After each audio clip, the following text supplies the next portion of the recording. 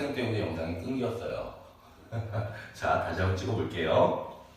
일단 지금 4월 모의고사 사회문화 12번 빈곤과 관련된 문제인데 아이들이 4번, 5번 문제를 많이 어렵게 생각하더라고.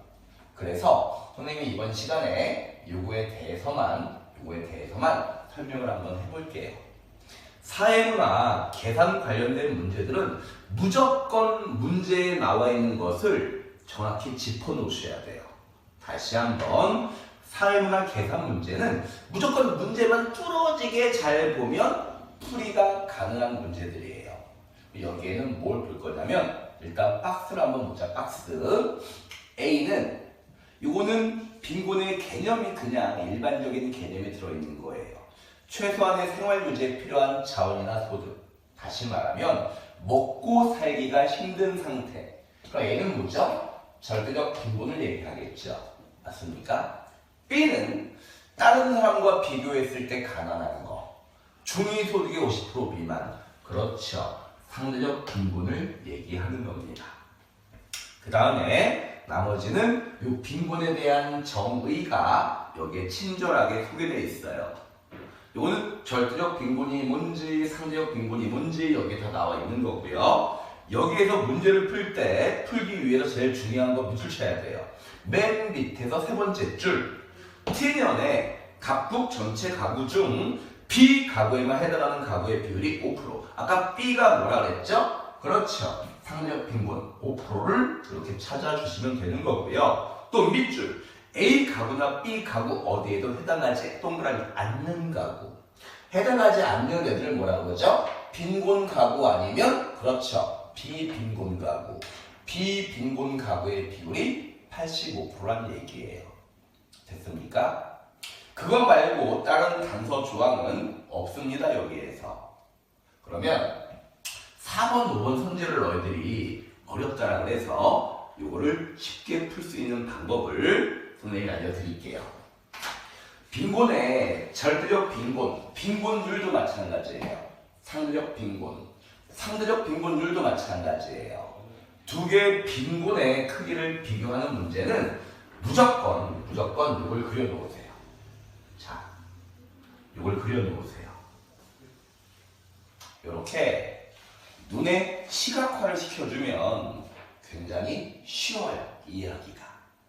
Y축은 뭐냐면 위로 갈수록 소득이 높아지는 요한 가구가 되는 거예요.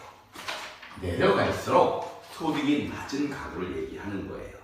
알겠습니까? 여기에다가 그냥 두 가지 선을 아무렇게나 그리세요. 요렇게.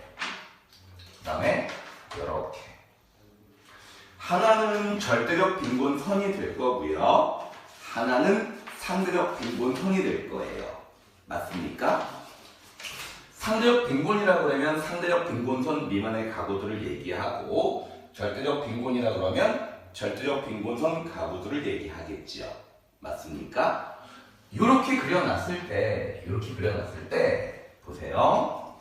여기에 영역은 3개 영역이 나와요. 보자고요. 여기에 영역이 보이죠? 이거를 우리가 1번 영역이라고 할게요. 이거를 2번 영역이라고 이렇게 하고요. 그 다음에 이거를 3번 영역이라고 할게요. 선생님이 뭐라고 얘기했냐면 하얀 거, 노란 거 이거는 상대적 빈곤선 아니면 절대적 빈곤선이라고 얘기했어요. 근데 가만히 보시면 잘 봐요. 2번 빈곤선, 요 2번에 해당하는 빈곤은 무조건 1번에 포함되죠. 다시 말하면 2번 영역은 둘 중에 절대적 빈곤도 되고 상대적 빈곤도 되는 영역이에요. 맞습니까? 그렇죠? 뭐 어떤 게 절빈선이고 어떤 게 선빈선이고 상관없이 둘 다 되는 빈곤 가구예요. 맞습니까? 요 1번 영역은 둘 다 되는 것을 포함해서 또 다른 빈곤의 영역을 포함하는 개념이죠. 근데 아까 뭐라고 했냐면 이 문제에서 상대적 빈곤, 한 개의 빈곤에만 해당하는 가구가 5%라고 얘기했어요. 5%.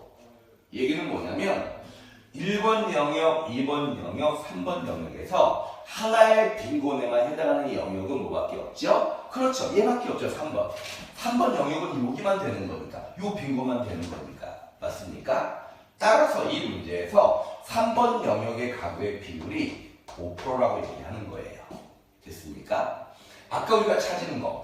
비빈곤 가구의 비율은 아까 뭐라 그랬죠? 85%를 아까 문제에서 찾아놨죠. 됐습니까? 그러면 이 하얀 선은 뭐가 되는 거죠? 상대적 빈곤에만 해당하는 가구가 5%이기 때문에 이 하얀 선이 상빈선이 되는 거고요. 노란 선은 자동적으로 절빈선이 되는 거죠. 됐습니까?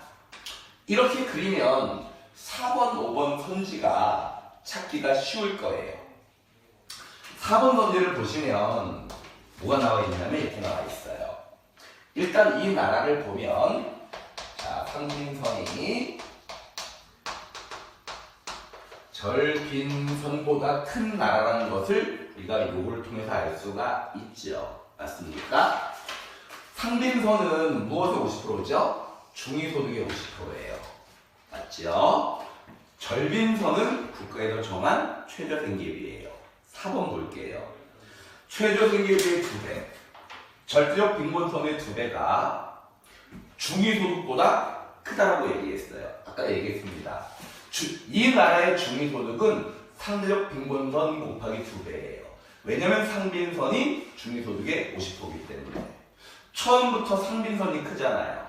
얘 2배하고 얘 2배 해도 결과적으로는 요 2배. 원래 큰 상빈선 2배가 중위소득이 더 크겠죠. 4번은 틀리게 되는 겁니다. 이해할 수 있나요? 5번 보자고요. 5번. T년의 각국 전체 가구 중 둘 다 해당하는 거. 둘 다. 상대적 빈곤에도 해당하고 절대적 빈곤에도 해당하는 거. 아까 몇 번 영역이라고 얘기했죠? 요 2번 영역이라고 얘기했죠. 맞습니까? 여기는 지금 몇 프로가 돼야 돼요? 비빈곤 80%, 85%, 상대적 빈곤에만 해당하는 거 5%, 나머지 10%가 되겠죠.